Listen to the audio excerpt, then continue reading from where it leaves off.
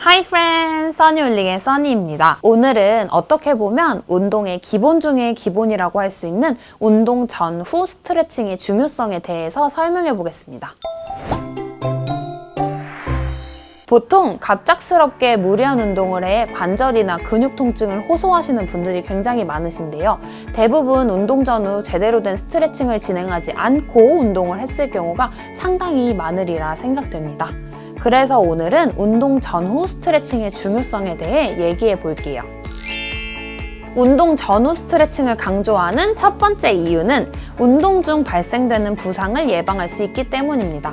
평소 우리가 쉽게 생각하고 또 귀찮아서 바빠서 넘겨버리는 스트레칭.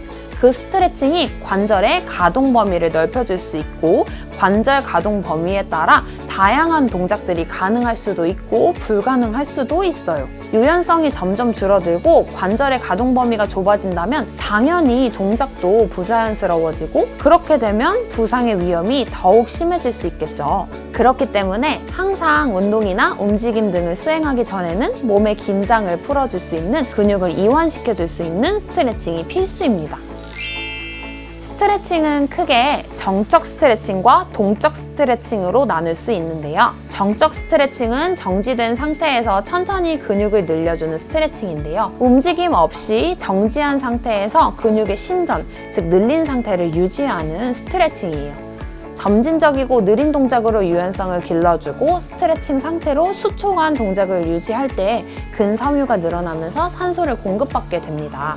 주로 본 운동 후 정적 스트레칭을 진행해 몸을 서서히 식혀주며 근육 통증 완화, 근막 협착 방지 등 쿨다운, 즉 마무리 운동 때 근육을 풀어주는 목적으로 많이 진행됩니다.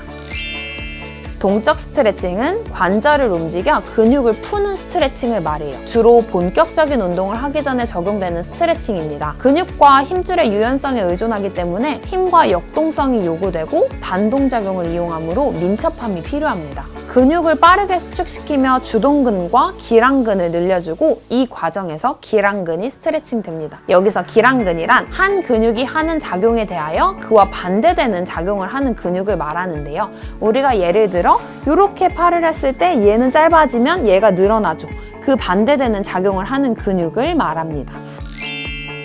이와 같은 동적 스트레칭은 실제 동작과 유사한 점이 많기 때문에 운동이나 스포츠의 준비 과정이나 일상생활에서 적절히 사용될 수가 있어요. 일종의 우리가 운동을 할 때 무게를 들기 전 맨몸으로 해주잖아요. 웜업처럼 그것도 동적 스트레칭의 일부가 될 수 있습니다. 내가 이 부위를 써주겠다, 늘려놓겠다 같은 의미가 될 수 있겠죠?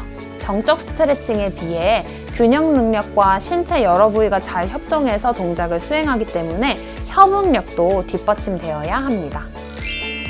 스트레칭은 림프를 자극하고 관절의 정렬을 바르게 만들어 전신 혈액순환을 돕기 때문에 다이어트에도 효과적이라고 합니다.